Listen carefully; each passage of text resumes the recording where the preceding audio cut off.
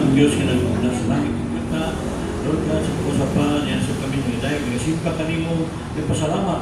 Kaya kami katawag, ipilig ka sa naghanan. Lord God, kami nagatulog na sayo, nagkaroon na biuna, ito kami pag-aubanan, pag-unahan, masama ng pag-hapon, ang mga puno na kinitanan sigo lamang mabuyon sa iyong pag-utot. Kung sa Diyos, pinisilip na lang ini, matang sa kanamo, kami tanan na nagpaupos, sa tubangan, walang yung kahimo, hindi ikaw pili mauna sa among mga session, sa among mga pagbuhaton. Lord, we pray right now, God, nga lugiya kanamo, aron na ilayo kay sa kapamakan, ilayo kami sa kalautan. Kaya saan kami na diya sa imong presensya, Lord God, ng divine protection, divine love, divine health, divine providence, anak, kanimo, Lord God, huwag na kami lain pag-sakpito, hindi ikaw lamang o Diyos, ang Diyos na magkagawad sa tanan. So, ato basawan mga iso ng Jeremiah chapter 10, verse 10. But the Lord is the true God. He is the living God, the eternal King. When He is angry, the earth trembles. The nations cannot endure His wrath. O gato basaw mga isuon sa Bisaya na pinulungan. Apan ikaw, Ginoo, mao ang matuod nga Diyos. Buhay ka o hari hangtod sa kanturan. Mukulog ang kalibutan kung masukok ka. O walay nasod nga dili mahadlok sa imong kasukok. Mga igsoon, o kani ang pulong sa Ginoo alang sa tungkaluwasan. Dahil mo ikaw, o Diyos. Mga anak niya sa dahil mainang pulong. Amen. Di anay mahadlok. Di ba? Sukat pa sa Northern Cebu, doon ay Gino. Di ba? Sunod. Bagyo. Sunod-sunod po. Amen? Sunod-sunod. Napagi sa Luzon. Bagyong Juan. Ikusok-kusok na pag-ayo mga ison. Yan naman. Ato nitulaan pag-ayo. Okay? So, ang na baka lumaminaw. Amen. Sumasa itong ibasa mga ison. Sa Jeremiah 10 verse 10, iuyog ni Lord ang kalibutan. Okay? Amen. Ito siya kasukot. Naman masukot doon siya mga ito. Diba sa Northern Cebu, na ililo, diba? Sa oras ay tabo sa Rindog sa Cebu, sa Bogo. Alas 10:59. Oo, niramo na ultimo, 10, diba? Oo, alas 10, diba? Kunya, ang itabo sa Davao, October 10. Alas 9, Japon, kapin. Irano ultimo 10, Japon. Diba? So, konektado ng Isus sa ating ibasa, Jeremiah 10:10. Amen? Pulong 10. So, bagyo ng Isus, alas 9 pasado sa. So, irano mo 10 lagi ako sa bagyo. Pulong 10 mga Isus. Amen? Mula nga, kinalangin na ito ang mag-ampok. So, kikawin sa ito na mag-ampok.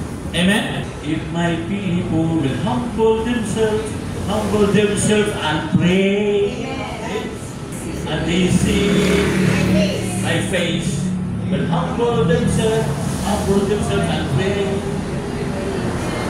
Ang yang naong ngayon, kung ako ba na ako, nagpaubos kita na nag-ampo, face to face, hindi na ito makita ito, pero naanak siya ngayon. Amen? Amen. Nakalimot na sa pagsimba sa Ginoo. Ano ba? Kaya kinig simbahan ng Ison, mahugis sa hospital, kita na mga masakit doon. Gusto nilo nga, magpahilig ka, magpaayos ka niya. Makasasala ka tanong, ay perfecto. Diba? Kadagaw, sige na nagkasiktat. Kung namangita kita o simbahan o gawain nilo, ba't ito kita? Araw, hindi kami naroon sa pulos Ginoo, ayuhon na nilo. Doon ay part o area sa itong kinabuhi na angay ayuhon, angay effects ba? Diba? Muna na ayun ako ang pagalingon kay templo kay sa Diyos ang atong pagalingon. Kung sa iyo mga buntahan na sukwahi sa mata sa Diyos, angay atong ipaayon. Atong i-surrender na ito kaniya. Ang atong pagalingon kay kini templo sa Diyos. Limpyuhan na ito. Kaya pinagi sa pulong, limpyo ni. John 15 verse 3, limpyuhan kaniya, pinagi sa pulong. Amen? Yan, pasaylotan niya, 1 John chapter 1 verse 9, limpyuhan kaniya, i-purify kaniya. Para mahimot na, limpyo, katubangan diyan niya. Amen? Kaya sa dyan, malimpyo na ta, di patay, hinahinig patay ako sa lang. Kaya dito sa langit, Jesus, dapat limpyo ka katubang niya. Dito na patay sa lang, itago, kita kasunod dito. Mapunta ka sa, asa ba? Purgatory. So, anak, purify. Diba? Sa purgatory. Amen? So muna nga, muna kita makasis langit, mapapurify tadaan, mintas buhay pata. Amen? Mga sala na nakatago, sala na dayan, at isurrender na ito kanya. Mga padhapit, pagarungduin, naapa na ako. Ginamawa na ito.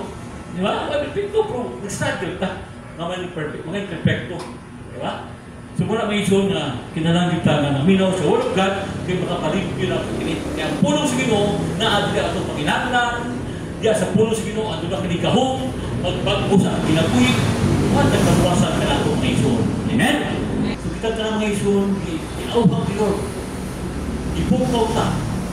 This is a wake-up call para kita na mga iso, na kita magpaton o kadasi, magpaton o kaikan, palibasog sa pagtuman siyang kabukon, malikabot sa mga ison, na maging perfecto siyang pananaw, o siya ito, makasala ka, ang bansa ito palikabot mga ison, once ka malipay, may buot si Lord, kinato, muna yung ipagita mga ison, ang perfection, natiin na kayo usa ang tanan, na ikasaylo, with total surrender sa mga sala, na ada ang harmony, ubanang taniya sa presensya, and that is perfection ng Iso, na kita na nagkaiusan, pag-night na kanya, nag-aupok na namiya, ala sa mga tauhan, iyahay kami, paunahin kami sa magkakdesisyon sa kinabuhi.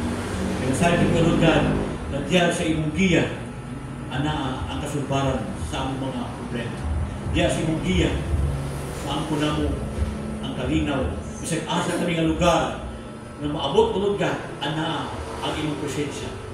Lord, salamat o Diyos, hindi mo rasa, natin naangko na mo ang kadasig, ang kasidong sa among kasing-kasing, natin ang imong mga plano, hindi ka na mo, ang imong mga promise, aron kami makaangko ng kadasig kanunay, dili kami maluya, dili kami malukapa sa pagbatas pagfly, because we pray right now, we equip na kami, pinabisi mong pulong,